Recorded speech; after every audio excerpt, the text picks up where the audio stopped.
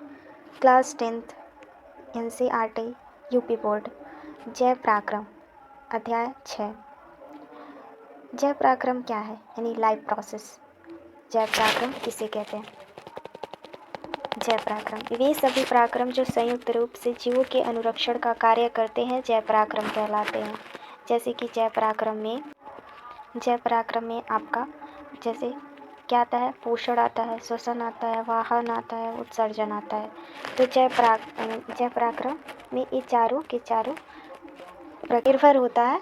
जैसे कि मानव और अन्य जीव इसमें आते हैं विषमपोषी में। स्वपोषी क्या होते हैं, स्वपोषी हरे पौधों में तथा कुछ जीवाणु जो प्रकाश संश्लेषण कर सकते हैं यानी उनमें होता है प्रकाश संश्लेषण। वह प्रक्रिया प्रकाश संश्लेषण ये क्या है, प्रकाश संश्लेषण वह पराक्रम है जिसमें स्वपोषी बाहर के पदार्थों को ऊर्जा संचित रूप में परिवर्तित कर देते हैं। ये पदार्थ कार्बन डाइऑक्साइड तथा जल के रूप में लिए जाते हैं जो सूर्य के प्रकाश तथा क्लोरोफिल की उपस्थिति में कार्बोहाइड्रेट्स में परिवर्तित कर दिए जाते हैं। जैसे कि 6CO2 + 12H2O क्लोरोफिल सूर्य का प्रकाश C6H12O6 + CO2 + 6H2। प्रकाश संश्लेषण के लिए आवश्यक कच्ची पदार्थ यानी कच्ची सामग्री कौन कौन सी है। प्रकाश संश्लेषण के लिए आवश्यक सामग्री सूर्य का प्रकाश, क्लोरोफिल, कार्बन डाइऑक्साइड जो स्थलीय पौधे इसे वायुमंडल में प्राप्त करते हैं, और जल स्थलीय पौधे जड़ों द्वारा मिट्टी के जल का अवशोषण करते हैं। प्रकाश संश्लेषण के दौरान निम्नलिखित घटनाएं होती है। जैसे क्लोरोफिल द्वारा प्रकाश ऊर्जा को अवशोषित करता है और प्रकाश ऊर्जा को रासायनिक ऊर्जा में परिवर्तित करता है, रूपांतरित करता है तथा अणुओं का हाइड्रोजन और ऑक्सीजन में अपघटन करता है, और कार्बन डाइऑक्साइड का कार्बोहाइड्रेट्स में अपचयन करता है। राइट। रंध्र स्टोमा यानी स्टोमाटा पत्ती की सतह में जो सूक्ष्म छिद्र होते हैं उन्हें स्टोमा कहते हैं।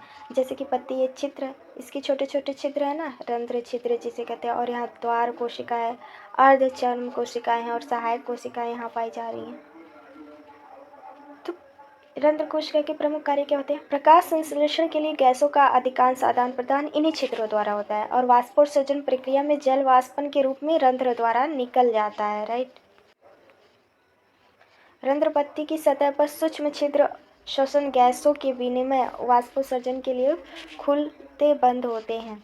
दूसरा हमारा विषमपोषी पोषण हेटेरोट्रॉफिक न्यूट्रिशन। विषमपोषी पोषण क्या होता है, तो विषमपोषी पोषण में मृतजीवी पोषण और पोषण यानी परजीवी पोषण सभी आते हैं।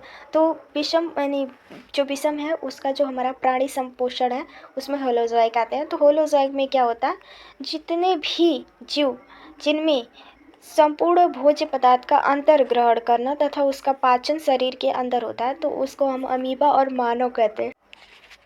और मृतजीवी पौधे किसे कहते हैं। मृतजीवी अपना भोजन मृत जीवों के शरीर यानी सड़े गले कार्बनिक पदार्थों से प्राप्त करते हैं, जैसे फुफ्फुदी यानी कवक।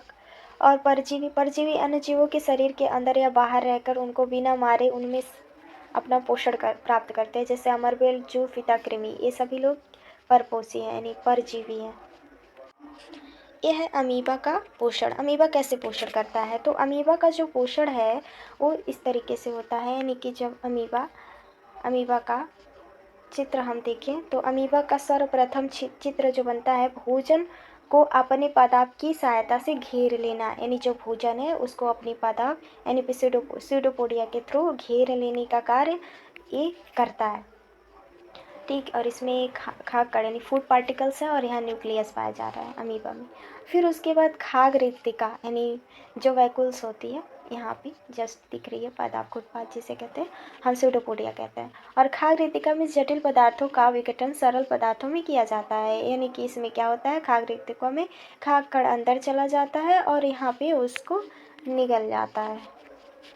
और फिर क्या करता है, तो बचा हुआ अपचत कोशिका की सतह की गति और करता है, यानी कि जो बचा हुआ है वो कोशिका की सतह की गति करता है। और फिर चौथा में है कि ये पदार्थ शरीर से बाहर निष्कासित कर दिया जाता है। राइट। और वही कार्य पैरामीशियम में भी होता है। पैरामीशियम क्या करता है, जो पैरामीशियम है वो आपका क्या करता है, पैरामीशियम पहले पश्चाव यानी कोशिका की पूरी सतह को ढके रखता है, सूडोपोडिया के थ्रू, और फिर भोजन एक विशिष्ट स्थान से ही ग्रहण किया जाता है। Thank you guys watching my videos, like share subscribe, thank you.